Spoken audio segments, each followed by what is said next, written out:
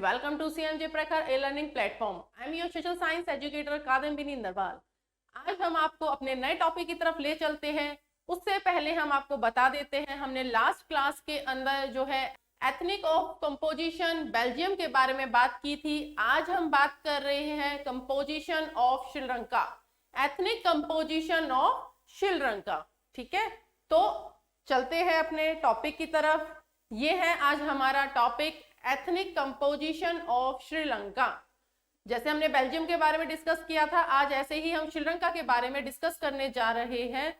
यहाँ पर भी सेम चीज देखने को मिलेगी जैसे कि लास्ट हमने क्लास में बताया था आपको। बेल्जियम में जो डिफरेंसेस थे, जो डाइवर्सिटीज थी, लैंग्वेज के ऊपर जो डिफरेंसेस थे वहां पर, ऐसे ही कुछ लैंग्वेज के बेसिस पर यहाँ पर आपको जो है बहुत सारी डाइवर्सिटीज जो है वो नजर आएगी। ठीक है, तो चलते हैं अपने पहले पॉइंट की तरफ। तो इसमें फर्स्ट क्या बताया गया है? फर्स्ट है हमारा श्रीलंका।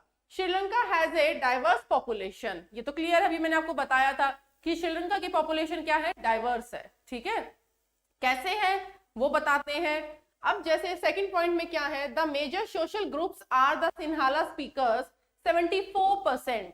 जो सिन्हाला स्पीकर्स है वो 74 पॉपुलेशन है और द तमिल स्पीकर्स 18%।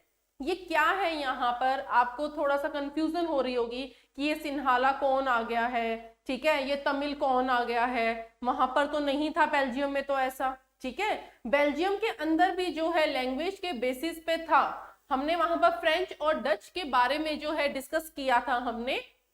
साथ में हमने वहां पर मेजोरिटी और माइनॉरिटी की भी बात की थी कि जो फ्रेंच और डच है वो मेजोरिटी और माइनॉरिटी के अंदर आते हैं, यानी कि डच जो है वो मेजोरिटी में है और फ्रेंच जो है वो माइनॉरिटी के अंदर है। ठीक है, दो लैंग्वेज तो वहां पर भी थी, यहाँ पर भी लैंग्वेज है। ठीक है, वो लैंग्वेज आप देख सकते हैं यहाँ पर कैसे है वो लैंग्वेज।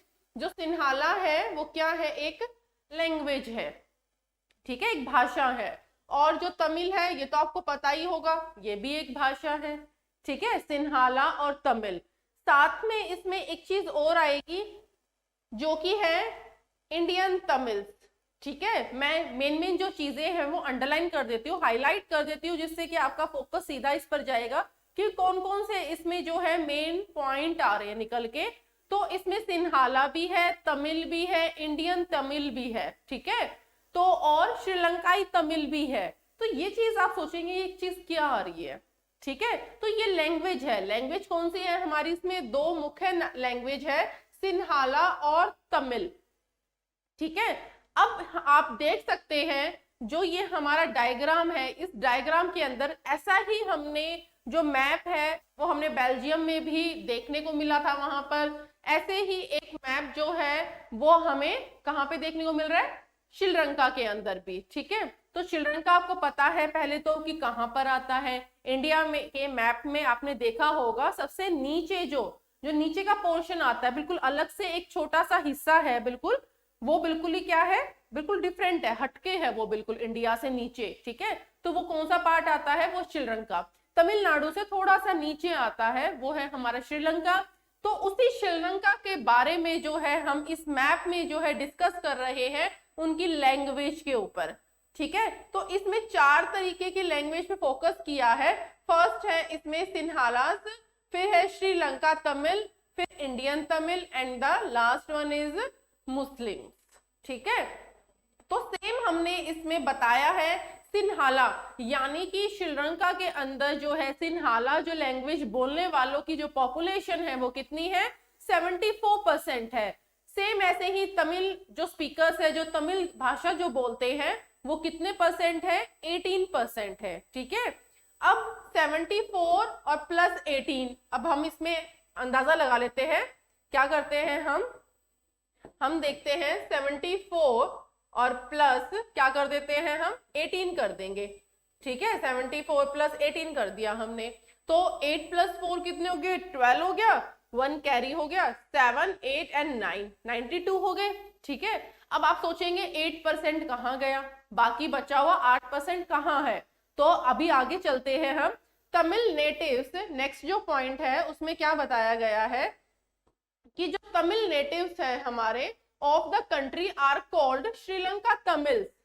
ठीक है, क्या है ये कि जो तमिल नेटिव्स यानी कि जो कई साल पहले, आज से 100-200 साल पहले जो है श्रीलंका के अंदर आए थे, जो तमिल श्रीलंका के अंदर आए थे, वो वहीं पर बस गए थे आकर, तो वो क्या है, धीरे धीरे वो क्या हो गए, वो तमिल नेटिव्स ही हो गए हैं श्रीलंका के अंदर, जो कि कितने परसेंट है, 13% है। कितने हैं वो, 13% है।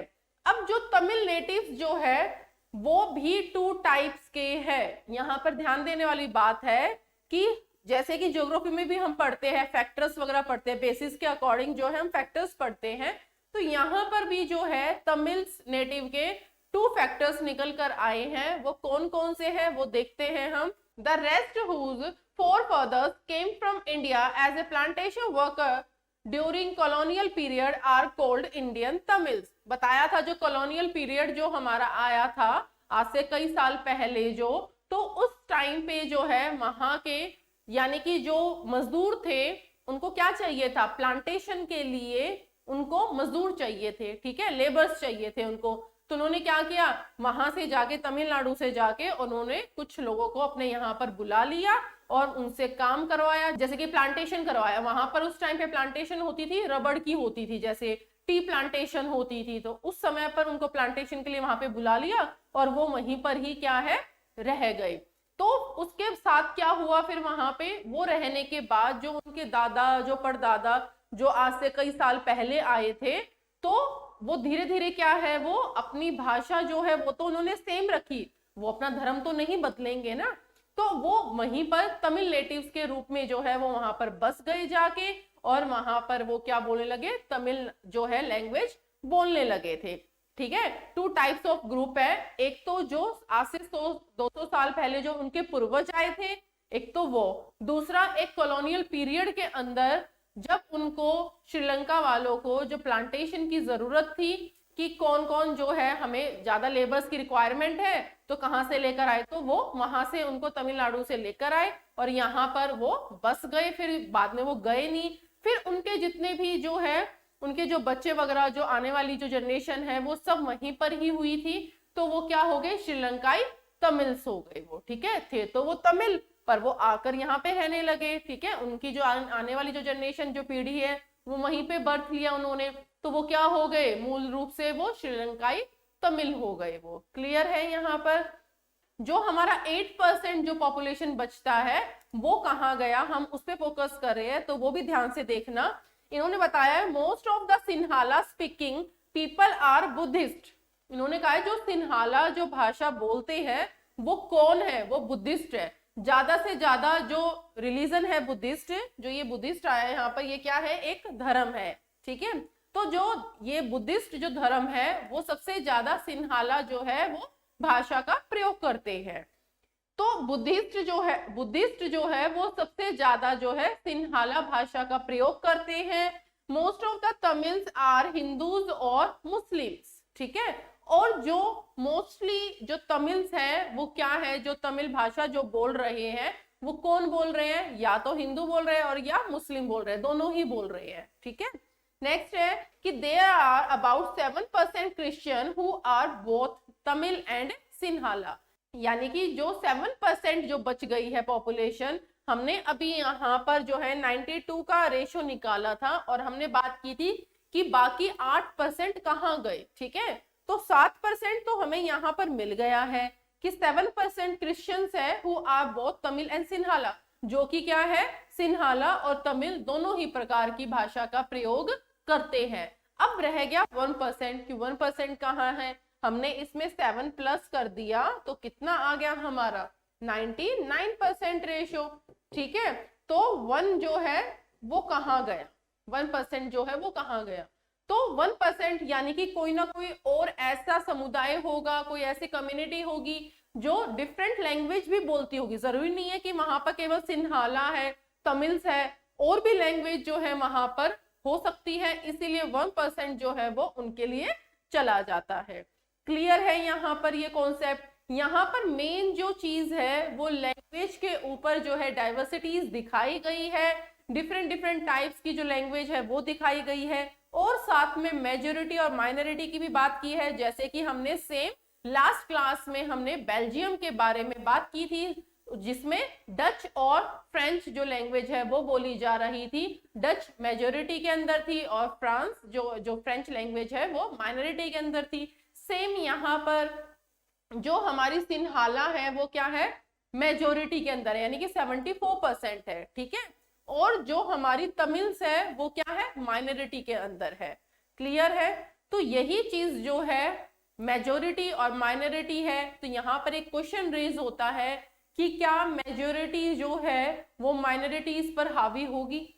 जरूर हो सकती है, क्योंकि जिसका ज्यादा दबदबा होगा, जो ज्यादा पावर में होगा, वो अपने से नीचे जितनी भी माइनॉरिटीज में जो लोग आएंगे उनको क्या करेंगे, वो हरासमेंट करेंगे उनका, ठीक है।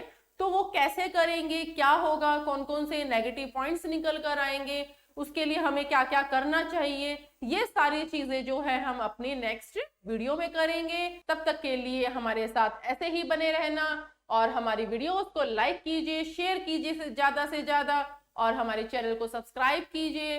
नेक्स्ट वीडियो में मिलते हैं। Thank you so much.